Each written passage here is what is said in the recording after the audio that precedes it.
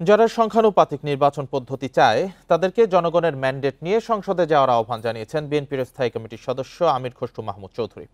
সংসদে এ পদ্ধতি পাশ করতে হবে বলেও জানান তিনি। বান্ডেল থাকলে প্রতি সেনমানিতে টাকা বাঁচবে। বিকাশ সেনমানি বান্ডেল কিনে জিতুন প্রতি লেনদেনে।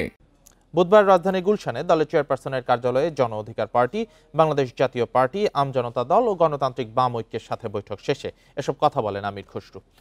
বলেন, পিআর পদ্ধতি এখন আলোচনার বিষয় হতে পারে না। বিএনপির ৩১ দফায় সংখ্যানুপাতিক নির্বাচনের কথা নেই। আগামী সংসদ ছাড়া এ পরিবর্তন কেউ করতে পারবে না। সংস্কারের অনেক বিষয়ে বিএনপি একমত হয়েছে জানিয়ে আমির খসরু আরও বলেন, সব বিষয়ে ঐক্যমত্য হওয়া অসম্ভব। যেসব বিষয়ে ঐক্যমত্য হবে সেসব বিষয়েই সংস্কার হবে।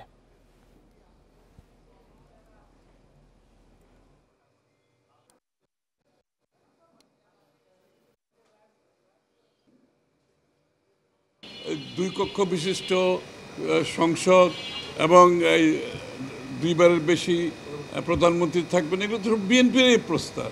সুতরাং ঐক্যমত হলো না কোথায়? এর থেকে বেশি আরও অনেক বেশি ঐক্যমত হয়েছে। কিন্তু একটা কথা মনে রাখতে হবে, সব বিষয়ে ঐক্যমত হবে না।